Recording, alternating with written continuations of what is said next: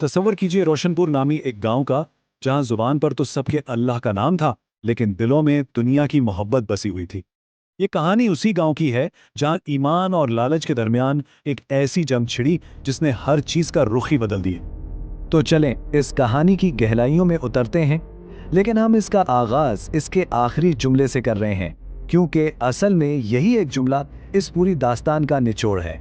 ये कहानी है हिम्मत की और खुद को बदल देने की ताकत की।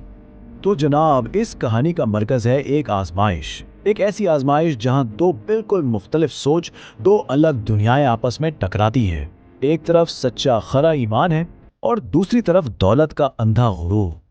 आप देखिए, इस कहानी के दो बिल्कुल अलग अलग कोने हैं। एक तरफ तो हैं अय्यूब फकीर, जिनके लिए सादगी और अल्लाह पर यकीन ही सबसे बड़ी दौलत है, और दूसरी तरफ खड़े हैं गांव के तीन सबसे अमीर सौदागर, सलीम, बशीर और शौकत, जिनका ये मानना था कि पैसे से हर चीज खरीदी जा सकती है, यहाँ तक कि किस्मत भी। उनका इरादा बिल्कुल साफ था, बल्कि यूं कहें कि एक चैलेंज था। वो अय्यूब को नीचा दिखाकर पूरे गांव को ये बताना चाहते थे कि असल ताकत दुआ की नहीं, बल्कि दौलत की चमक की है। और यहां से कहानी में एक नया ड्रामाई बाब शुरू होता है, जब ये तीनों सौदागर अपने मंसूबों का जाल बुनना शुरू करते हैं। अच्छा, तो अय्यूब के ईमान को तोड़ने के लिए उन्होंने एक के बाद एक तीन चालें चली। पहली चाल थी सोने की ईंट का लालच देना, दूसरी चाल थी उसे सबके सामने भूखा साबित करना, और तीसरी और सबसे खतरनाक चाल थी उस पर चोरी का झूठा इल्जाम लगाना। लेकिन हुआ क्या? उनकी आखिरी चाल उन्हीं पर भारी पड़ गई। जब पत्थरों से भरा संदूक एक मौजिज़े की तरह सोने और चांदी से भर गया, तो अय्यूब के इस एक जुमले ने उनकी रूहानी पता का ऐलान कर दिया। जिस संदूक को तुमने धोखे से भरा था, अल्लाह ने उसे सच्चाई से भर दिया। और इस मौजिज़े के बाद जनाब, इन तीनों की दुनिया ही उलट गई।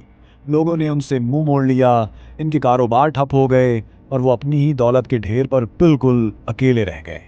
तो जब हर तरफ से अंधेरा छा गया, तब उन्होंने तौबा की तरफ पहला कदम उठाया। लेकिन कहानी इतनी सीधी नहीं थी। उनके बदलते दिलों को एक और इम्तिहान का सामना करना पड़ा। पता है, नाकामी और फिर एक ही जैसा डरावना ख्वाब, उसने उनके गुरूर को बिल्कुल तोड़कर रख दिया। उन्होंने ख्वाब में देखा कि अय्यूब उन्हें अंधेरों से रोशनी की तरफ ला रहा है। बस फिर क्या था, वो टूटे हुए दिलों के साथ अय्यूब के पास पहुंचे और अपने गुनाहों का एतराफ किया, और अय्यूब ने, जिसे वो मिटाना चाहते थे, उन्हें माफ करके गले लगा दिया। ठीक उसी वक्त जब लग रहा था कि सब कुछ ठीक हो रहा है, कहानी में एक नया किरदार आ जाता है। इलियास नामी एक नौजवान, जिसके हाथ में एक वसीयत है जो उसे अय्यूब की रूहानी मिरास का वारिस बताती है। ये खबर इन तीनों के लिए एक और इम्तिहान बन गई। जो हसद और तकब्बुर की चिंगारी बुझ गई थी ना, वो फिर से भड़क उठी। उन्हें लगा कि उनकी तौबा और खिदमत को एक अजनबी के लिए नजरअंदाज कर दिया गया है। तो अब कहानी अपने सबसे अहम मोड़ पर आ पहुंची है। अय्यूब जानता था कि असली वारिस का फैसला कागज का एक टुकड़ा नहीं कर सकता, बल्कि दिलों की सच्चाई करेगी। अय्यूब ने फैसला करने का एक बेहतरीन तरीका निकाला।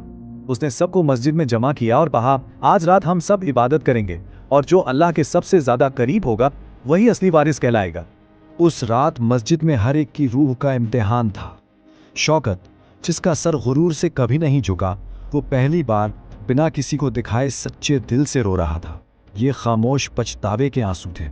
फिर बारी थी बशीर की, जिसकी नवाज़ें हमेशा लोगों को दिखाने के लिए होती थी। आज पहली बार उसने रस्मों को एक तरफ रखा और दिल की गहराई से अल्लाह को पुकारा। ये उसकी जिंदगी की पहली सच्ची दुआ थी। और सलीम, इसकी तौबा तो सबसे गहरी थी। वो सजदे में गिरा और इतना रोया कि कहते हैं मस्जिद का फर्श तक गीला हो गया। ये मुकम्मल तौर पर अपने आप को अल्लाह के हवाले कर देने वाला लम्हा था। तो इस रात के बाद क्या हुआ? अब हम कहानी के अंजाम की तरफ बढ़ रहे हैं, जहां उस रात का नतीजा और इस दास्तान का आखिरी सबक सामने आने वाला है। अगली सुबह का मंजर सोचें। पूरा गांव जमा है, सबकी सांसें रुकी हुई हैं और नजरें अय्यूब पर हैं। और तब अय्यूब ने ऐलान किया कि फैसला हो चुका है। रात की खामोशी में अल्लाह की रहमत ने अपने वारिस चुन लिए हैं। लेकिन उसने किसी एक का नाम नहीं लिया। उसने सबको हैरान कर दिया। उसने बताया कि असल वारिस कौन होता है। वो जो सच्चे दिल से तौबा करे, जो गिरे हुए को उठाए और जो अपनी मैं को मिटाकर भूखे का पेट भरे। और फिर उसने माफ़ी और मोहब्बत का एक ऐसा मुजाहिरा किया जो सबको याद रहा। इसने एक नहीं बल्कि 4 वारिसों का ऐलान किया, इलियास, और साथ ही सलीम, बशीर और शौकत, वही लोग जिन्होंने उसे तबाह करने की कोशिश की थी।